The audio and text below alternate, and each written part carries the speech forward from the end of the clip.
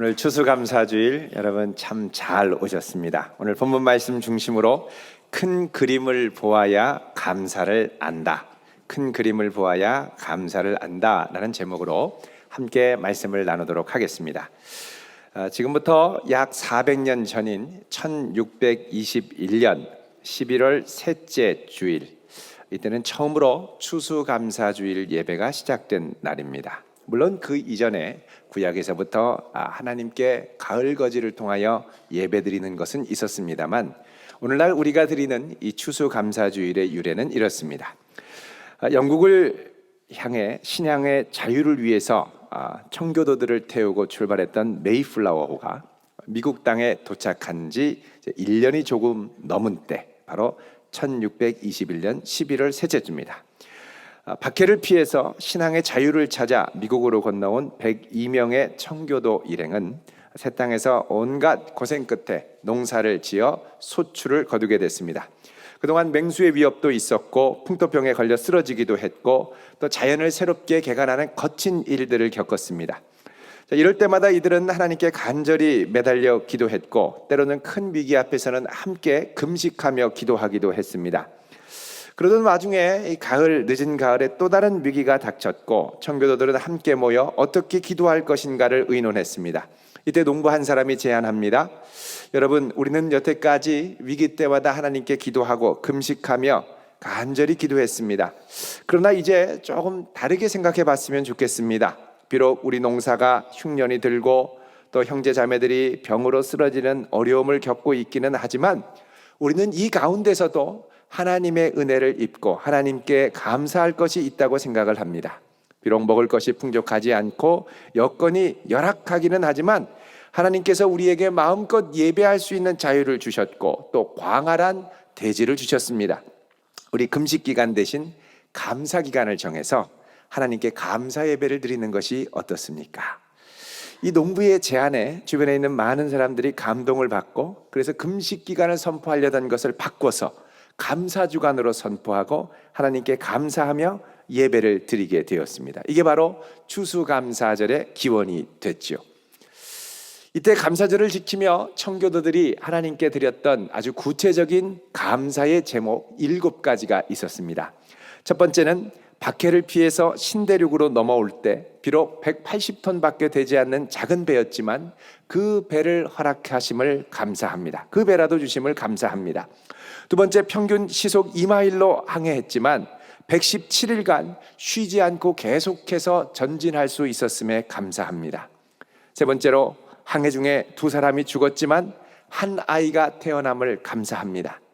네 번째, 폭풍으로 큰 도시 부러졌지만 파손되지 않았음을 감사합니다. 다섯 번째로, 여자들 몇 명이 심한 파도 속에 휩쓸렸지만 모두 구출됨을 감사합니다. 여섯 번째, 인디언들의 방해로 상륙할 곳을 찾지 못해서 한 달 동안 바다에 표류했지만 결국 호의적인 원주민이 사는 곳에 착륙하게 하심을 감사합니다. 일곱 번째로, 고통스러운 3개월 반의 항해 도중에 한 사람도 돌아가지 않는 사람이 나오지 않았음을 감사합니다. 400년 전에 드렸던 이 감사의 제목들을 하나하나 보면 인간적으로 볼 때, 조금 냉정하게 현실적으로 볼 때 감사의 제목이라고 하기에는 보잘것없어 보일지 모릅니다. 그러나 하나님께서는 이때 이들의 감사를 기쁘게 받으시고 그 땅에 복을 주셨습니다. 오늘은 한 해 동안 하나님께서 우리에게 베풀어 주신 은혜를 헤아리며 추수감사주일로 지키는 날입니다. 더구나 이렇게 좌우에 풍성한 오곡백과가 있고 또 여러 성도님들이 감사하는 마음으로 이렇게 헌물을 주시고 또 직접 농사한 것들을 가져오시기도 하시고, 얼마나 풍성한 느낌이 드는지 모릅니다. 감사를 드립니다. 하나님께서는 우리 성도들을 특별히 감사하는 존재로 부르셨습니다. 그래서 성경은 성도에게 감사하라고 수도 없이 말씀하시죠. 할렐루야, 여호와께 감사하라. 그는 선하시며 그 인자하심이 영원함이로다. 주여, 내가 만민 중에 주께 감사하며 열방 중에 주를 찬송하리이다. 또 신약에 오면 범사의 우리 주 예수 그리스도의 이름으로 항상 아버지 하나님께 감사하라. 또 범사에 감사하라. 이는 그리스도 예수 안에서 너희를 향하신 하나님의 뜻이니라. 그래서 성도는 범사, 모든 일에 감사하도록 부름을 받았고, 감사는 성도로서 마땅히 해야 할 바라고 하나님은 말씀하십니다. 물론 세상 사람들도 감사합니다. 그러나 차이가 있다면 감사할 만한 것이 있을 때 감사합니다. 감사할 것이 없으면 원망하고 비판하죠. 여러분, 세상 사람들이 감사할 때가 언제입니까? 대부분이 내가 간절히 바랬던 것들이 이루어졌을 때, 내 소원이 성취되었을 때, 그때 감사하죠. 그러나 내가 원하는 대로, 내 기대대로 상황이 펼쳐지지 않으면 사람들은 극심한 스트레스를 받고 분노하며 비판적으로 돌변합니다.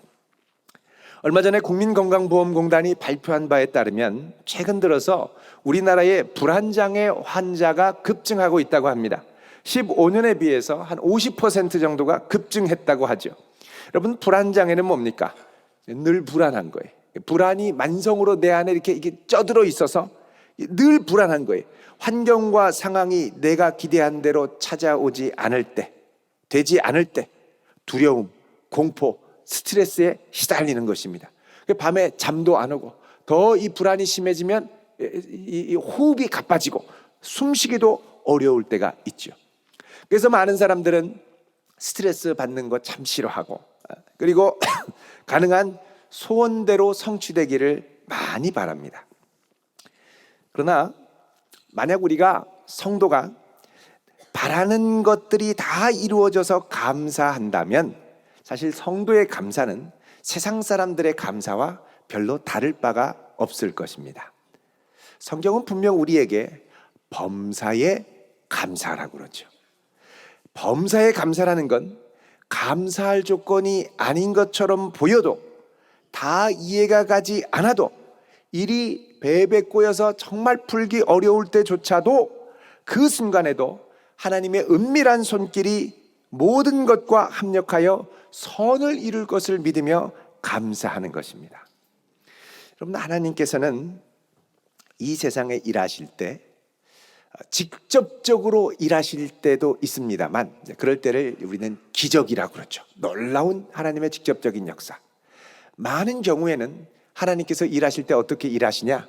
이 세상에 창조하신 피조 세계를 통하여 능력을 베푸십니다. 사람을 통하여, 자연 법칙을 통하여, 환경을 통하여 일하시는 것이죠. 우리가 생각할 땐 오늘 비가 그냥 오는 것 같습니다. 또 안개가 그냥 끼는 것 같습니다. 바람이 그냥 부는 것 같습니다. 그러나 성경은 그런 가운데서도 하나님의 뜻이 이루어진다라고 말씀합니다. 우리 시편 148편 8절을 잠깐 보겠습니다. 같이 읽겠습니다. 시작. 불과 우박과 눈과 안개와 그의 말씀을 따르는 광풍이여. 아멘. 자, 여기 보면 불, 우박, 눈, 안개 다 일어나는데 이것들이 무엇을 따른다고 합니까? 그분의 말씀을 따른다라고 이야기를 합니다. 그러니까 자연현상이 겉으로는 자연현상으로 나타나지만 그 배후에 하나님의 말씀을 따라 일어나는 역사가 있다라는 것입니다. 그래서 하나님께서는 우리 인생 가운데 이런 것처럼 우리의 삶의 환경과 사람과 여러 가지 여건을 통하여 일하시는데, 일하실 때에 형통함을 통해서만 일어나는 것이 아니라, 일하시는 것이 아니라 곤고함을 통해서도 일하신다는 것입니다. 그래서 전도서 7장 14절에 보면 우리 인생의 형통함과 공고함을 섞어서 주셔서 사람으로 그 앞날을 능히 헤아리지 못하게 하신다라고 말씀을 하죠. 그래서 우리 인생에는 형통함도 있지만 곤고함도 있습니다. 형통함이 복이고 곤고함이 저주가 아닙니다. 형통함이 올 때도 하나님이 일하시고 공고함이 올 때도 하나님이 일하신다는 것입니다. 그래서 하나님께서 일하시는 방식 가운데 이런 곤고함과 형통함을 직조해서 하나님이 부르시는 그 백성은 로마서 8장 28절에 말씀하는 것처럼 모든 것이 합력하여 선을 이루어간다는 것입니다. 그래서 이 하나님의 은밀한 손길을 인정하는 성도, 이런 성도에게는 범사에 감사할 수 있는 믿음이 생겨납니다. 모든 것이 은혜예요. 잘 될 때도 은혜지만 안 될 때도 은혜고, 형통할 때도 은혜지만 곤고할 때도 은혜임을 고백하는 성도라는 것입니다. 왜 그러냐? 그 배후에 은밀히 역사하는 하나님의 절대 주권이 있음을 알기 때문입니다. 여러분, 이런 성숙한 성도 될 수 있기를 바랍니다. 오늘 본문 구약에 보면 이런 고백이 삶의 경험을 통하여 지혜로 깊이 배어 있는 것을 볼 수가 있습니다. 오늘 말씀 1절에 보면 여호와께서 집을 세우지 아니하시면 세우는 자의 수고가 어떻다고요? 헛되며. 자, 여러분, 집 세우는 거 쉬울 것 같죠? 여기서 집은 아파트를 말하는 게 아닙니다. 아파트 그냥 들어가면 되는데, 집은 가정을 세우는 것. 결혼하면 행복 시작, 계속 행복 증폭, 영원한 행복이 계속되면 얼마나 좋겠습니다. 까마는 시작하는 순간부터 이런저런 바람이 불게 되죠. 나는 결혼하면 되는 줄 알았어요. 행복할 줄 알았어요. 그런데 살아보니 이게 아니에요 라고 말씀하시는 전 세계 모든 인구의 간증들이 있습니다. 여러분, 여기 보면 여호와께서 집을 세워주셔야 내가 애쓰는 수고가 보람되다는 겁니다. 열매가 있다는 거예요. 여러분, 사람이 저마다 행복한 가정을 세우려고 몸부림을 칩니다. 자녀 또 낳으면 정말 잘 자라게 하기 위해 몸부림을 칩니다. 근데 아무리 몸부림치고 발버둥을 쳐도 이 자녀가 어느 순간이 되면 내 뜻대로 되지 않기 시작하죠. 방황하기 시작하죠. 이상하게 돌변하기 시작하죠. 이게 세우려는 자의 수고가 헛되다라는 겁니다. 여기 헛되다라는 단어는 히브리어로 샤브입니다. 샤브는 무가치하다, 부질없다, 텅 비었다, 거짓이다, 속는 것이다, 이런 뜻이 있습니다. 여러분, 내가 내 힘으로 열심히 집을 세운다고 하지만 하나님이 그 집을 세워주지 않으면 정말 그 집에, 그 가정에 쏙 들어야 있어야 할 것이, 꼭 들어야 있어야 할 것이 그냥 쑥 빠져버리죠. 내가 집을 열심히 세운다고 하지만 물질적으로는 부유해졌지만 서로가 퍽퍽하고 남남 같습니다. 내가 잘 사는 줄 알았는데, 우리 자녀가 잘 됐는 줄 알았는데 우리 자녀가 극히 세속적으로 하나님을 버리고 빠져가기 시작합니다. 다른 사람 보기에는 남부럽지 않은 것 같은데 그 가정이 텅 비었습니다. 허합니다. 속이고 사는 거죠. 이게 하나님이 세워주셔야 가능한 걸 우리 손으로 세우려다가 보면 경험하는 현상들이라는 것이죠. 그 다음에 보면은 성을 지키는 문제가 나옵니다. 여호와께서 성을 지키지 아니하시면 바수꾼에 개어 있음이 헛되도다. 자, 성은 한 가정을 넘어 공동체, 내가 맡은 사업체, 조직의 책임을 말합니다. 자, 내가 성을 지키려고, 내가 내 회사를 지키려고, 내가 내 조직을 지키려고 눈을 부릅뜨고 밤을 지새우지만 하나님이 지켜주시지 않으면 아무리 난공불락의 성이라도 순식간에 무너집니다. 여러분, 터키에 가면요 4대 교회가 있죠. 그 4대 교회가 4대 성읍에 있는데 4대는 그 가보면 천혜의 자연 환경으로 삼면이 절벽 같은 산으로 둘러싸여 있습니다. 그 위에 딱 4대가 있죠. 한 400m 정도 딱 이 벼랑 위에. 그래서 여기는 난공불락의 성입니다. 어떤 적군도 옆으로 쳐들어올 수가 없습니다. 앞으로만 오죠. 근데 앞으로 쳐들어와도 딱 성문 잠그면 이 400m 절벽 위기 때문에 공격이 불가능합니다.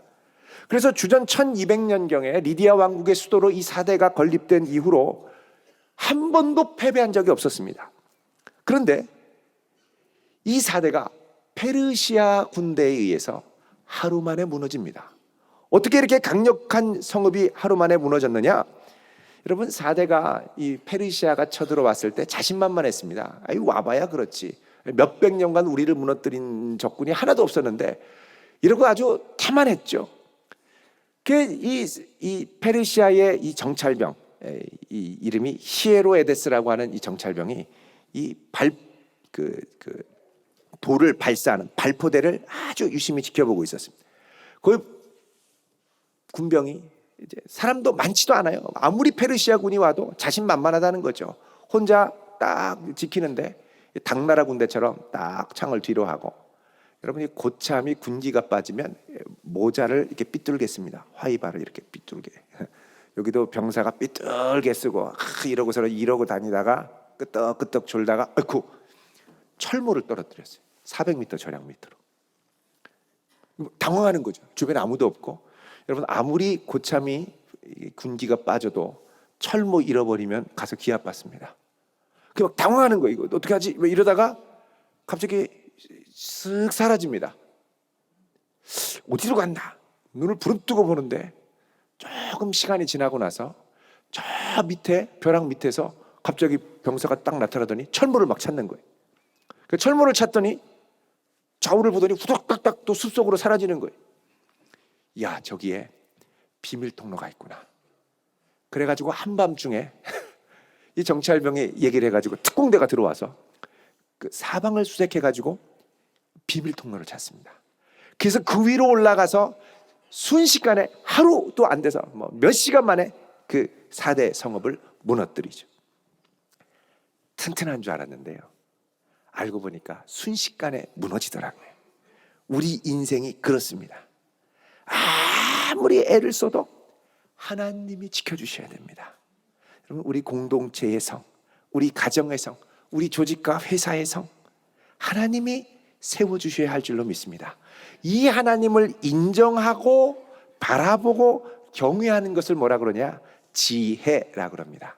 그래서 지혜의 출발은 여호와를 경외하는 것에서부터 시작을 하죠. 자, 그 다음 구절을 보시면 너희가 일찍이 일어나고 늦게 누우며 수고의 떡을 먹음이 헛되도다, 이렇게 말씀합니다. 일찍 일어나고 늦게 눕고, 여러분 부지런한 사람입니다. 성실하게 노력하는 사람이죠. 자, 이런 노력과 수고의 떡을 먹는 것이 헛되다는 겁니다. 여러분 오늘 본문에 보면 벌써 헛되다는 게 3번 나옵니다. 집 하나님 세워주지 않으면 헛되고, 성 하나님이 지켜주지 않으면 헛되고, 노력 하나님이 열매를 맺게 하지 않으면 헛되다는 거죠. 결국 하나님이 지켜주시지 않으면 아무리 열심히 달려가도 그 인생은 부질없는 인생이 됩니다. 부질없어 인생, 가끔씩 그러시잖아요. 여러분 인생 뭐 별거 있어? 원래 그렇습니다. 단 하나님이 채워주시면 부질 있게 되고 인생 별거 있게 됩니다. 여러분 우리가 이렇게 지금 추수감사 예배를 드리는데, 제가 어느 목사님과 통화를 하는데 그분이 한 교회에 부임하셔서 이제 50이 이제 간 넘으셨는데 1년 사역을 하셨습니다. 저한테 하는 말이, 양 목사 1년이 얼마나 정신없이 지나갔나 몰라. 그러시더니 하는 말씀이, 이렇게 추수감사주일 20번만 드리면 은퇴하네, 이러시는 거예요.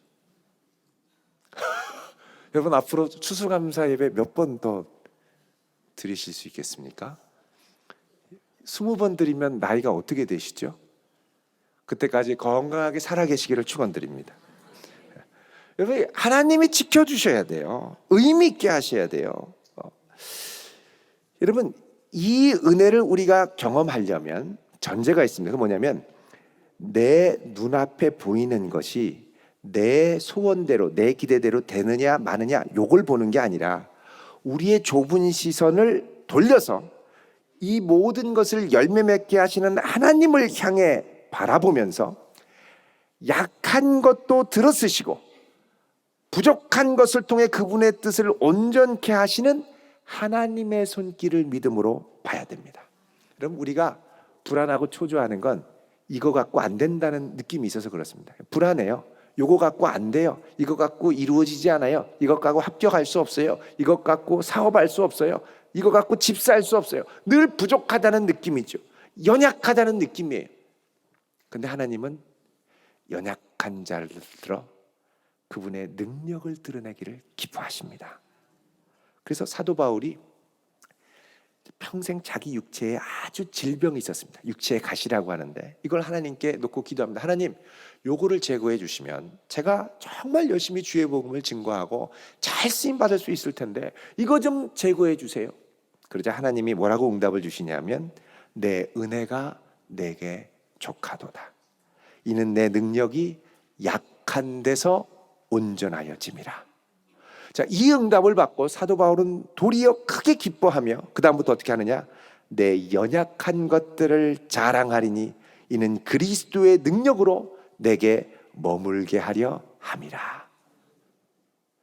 여러분, 우리가 약해질 때를 못 견디는 게 아니라 약해지고 부족하고 궁지에 몰리고 수세에 몰릴 때를 통하여 하나님의 은혜와 온전함이 드러날 수 있는 것을 믿으며 신뢰하며 갈 수 있을 때 우리는 비로소 범사에 감사할 수 있다는 것입니다.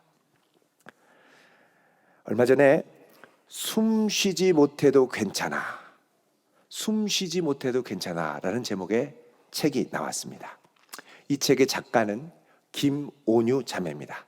이분의 인터뷰 영상을 제가 밴드에 올렸는데, 이 온유 자매는 초등학교 4학년 때 제가 전도사를 할 때에 교회 학교 부서에서 만났던 아주 생기발랄하고 에너지 넘치는 왈가닥 초등학생 어린이였습니다.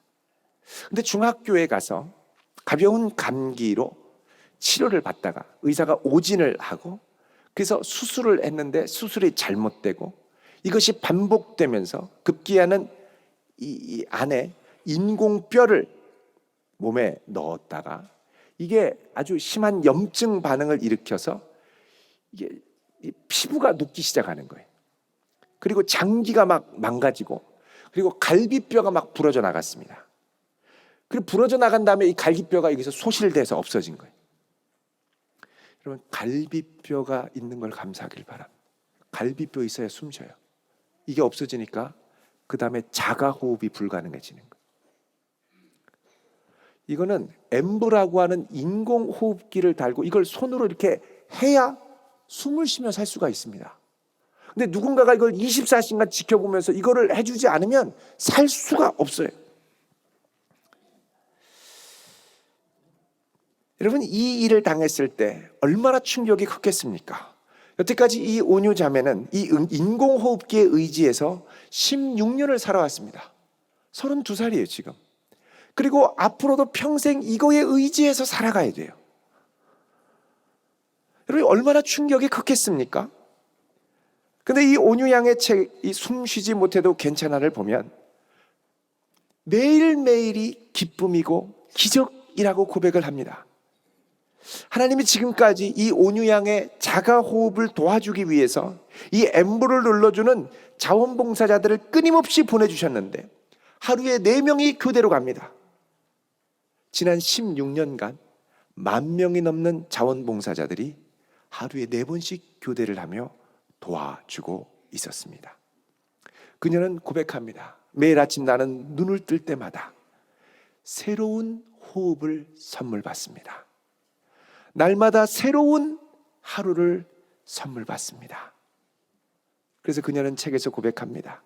때때로 누군가 나에게 행복하냐고 물으면 나는 언제나 진심으로 행복하다고 말합니다. 인생에서 가장 힘겨웠던 순간들은 언제나 가장 감격스러운 추억이 되었고 앞으로도 인생의 모든 순간이 더욱 특별하게 느껴질 텐데 어떻게 행복하지 않을 수 있을까요? 그래서 아침에 일어나면 이 하루에 대한 설레임으로 이 온유자매는 화장부터 합니다. 평생을 병원에 살지만 한때는 너무 몸이 힘들어서 수술대에 들어갔을 때 거의 호흡이 막혀서 생사가 오락가락 할 때가 있었습니다. 그때 주님의 이름을 간절히 부르고자 막혔던 호흡이 터지면서 이 목에서 피덩이가 쏟아져 나오며 호흡이 시작이 됐죠. 다시. 그리고 그곳에서 깊이 주님을 체험합니다. 만났습니다. 아, 주님이 나를 아직 살라고 하시는구나. 살라고 하시는 것에는 그분의 뜻이 있겠구나. 나의 연약함을 통해서도 그분의 은혜와 능력이 나타날 수 있다면 나는 이 하루 숨 쉴 수 있는 것만으로도 감사하며 살아가리라. 여러분, 하나님께서는 우리에게 형통함의 복도 주시지만 때로는 곤고함의 시간도 지나가게 하신다고 말씀합니다. 메마른 땅을 홀로 걸어가는 것 같은 그 시간에도 하나님은 우리를 홀로 버려두지 않으시고 우리의 곤고함과 연약함을 통해 그분의 능력이 온전하게 드러나도록 그분의 능력 있는 팔로 우리를 붙들어 주십니다. 두려워하지 말라. 내가 너와 함께함이라. 놀라지 말라. 나는 내 하나님이 됨이라. 여러분, 성경의 인물들을 보십시오. 모세가 애굽에서 사람을 죽이고 40세의 광야로 도망갔지요. 40년을 거기서 이름도 없이 묻혀 지내다가 그렇게 인생을 마감하려고 할 때, 그때 하나님은 그 연약한 모세, 부족한 모세를 부르십니다. 그리고 구원의 역사를 일으키시죠. 아브라함이 젊고 왕성한 혈기와 힘이 다 빠지고 100세가 되고 그의 아내 사라는 90세가 되었을 때, 더 이상 희망을 바랄 수 없는 연약한 상태가 되었을 때, 하나님은 그때 비로소 아들을 허락하십니다. 여러분, 그래서 우리는 비록 내 뜻대로 되지 않는 상황 가운데서도 이 모든 상황을 붙드시는, 이 모든 상황 가운데 은밀히 역사하시는 하나님을 신뢰하며 바라보는 믿음으로 감사하며 나아가야 합니다. 이것이 성도가 드려야 할 감사입니다. 여러분, 이런 감사를 아는 성도의 행동에는 특별한 것이 있습니다. 그건 바로 오늘 신약 본문에 말씀하는 것 같은 데살로니가전서 1장 3절 말씀에 나오는 것입니다. 우리 1장 3절을 같이 읽습니다. 329쪽 같이 읽습니다. 시작. 너희의 믿음의 역사와 사랑의 수고와 우리 주 예수 그리스도에 대한 소망의 인내를 우리 하나님 아버지 앞에서 끊임없이 기억하미니 아멘. 자, 여기 보면 믿음의 역사, 사랑의 수고, 소망의 인내를 하나님 앞에 끊임없이 기억하미니.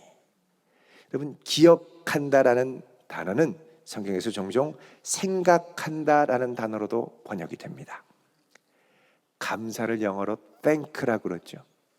그런데 생각하는 건 think입니다. thank는 하나님의 섭리를 think할 때 나오게 됩니다. 그럼 어떤 생각이냐? 오늘 여기 보면 믿음의 역사, 사랑의 수고, 소망의 인내죠. 여기 믿음의 역사라고 할 때 이 역사는 영어로 하면 works에 해당합니다.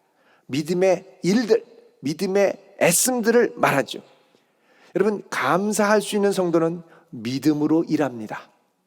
일할 만해서 열심히 일하기도 하지만 일할 만하지 못해도 감사함으로, 믿음으로 일합니다.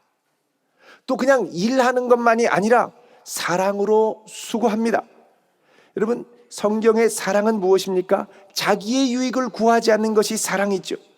여기 수고, 사랑의 수고라고 할 때 수고는 헬라어로 코퍼스인데 이게 영어로 레이버, 페인입니다. 산고의 고통할 때 이 고통. 그러니까 힘겨운 노력으로 애를 쓰는 거죠. 여러분, 힘겨운 노력이, 여러분, 사람이 힘겹게 죽을 똥살똥 수고하는 이유가 무엇입니까? 내게 유익이 오기 때문에. 내게 유익이 오지 않고 손해를 끼치면 그 수고는 할 필요가 없다고 생각을 합니다. 그런데 성도는 우리의 삶이 어렵고 괴롭고 때로는 이렇게 하면 후회 막심, 손해 막심이라 하더라도 그 손해를 감수하며 사랑으로 고통을 감내하죠. 이게 바로 사랑의 수고입니다. 이 사랑은 하나님의 사랑입니다. 자기 아들을 아끼지 않고 우리를 위해 전부를 내어주신 그 사랑, 자기의 유익을 구하지 않는 사랑이죠. 여러분, 보통 사람 같으면 이렇게 조금 하다가 지쳐서 나가 떨어지지 않겠습니까? 미워하면서 너를 이렇게 힘들게 하려고 이 일을 시켰느냐고 그러죠. 그런데요, 이런 사랑을 갖고 수고하면서 끝까지 낙담하지 않고 바라며 기대하며 참는 것, 이거를 오늘 말씀에는 소망의 인내라고 합니다. 소망의 인내. 인내는 소망이 있어야 제대로 인내합니다. 소망이 없는 인내는 분노와 증오와 회한을 불러일으키죠. 그래서 지금은 암담하고 곤고해도 내 모든 형편을 아시는 주님께서 늘 돌보아 주실 것을 나는 확실히 압니다. 이 소망을 갖고 지금 인내한다는 겁니다. 여러분, 이런 성도는 감사가 있다는 거예요. 그래서 성도는 어떤 상황에서도 믿음으로 일하고 사랑으로 수고하고 소망 중에 인내하며 감사하는 성도입니다. 이 모든 가정 가운데 이것이 다 하나님의 손길로 하나님이 힘주심으로 되었다고 고백하는 것이죠. 여러분, 오늘 추수감사주일입니다. 나의 좁은 둘레만을 보지 말고 믿음의 눈을 들어 큰 그림을 바라보며 주님의 큰 그림을 신뢰하며 감사하는 복된 성도 되시기를 주의 이름으로 축원드립니다.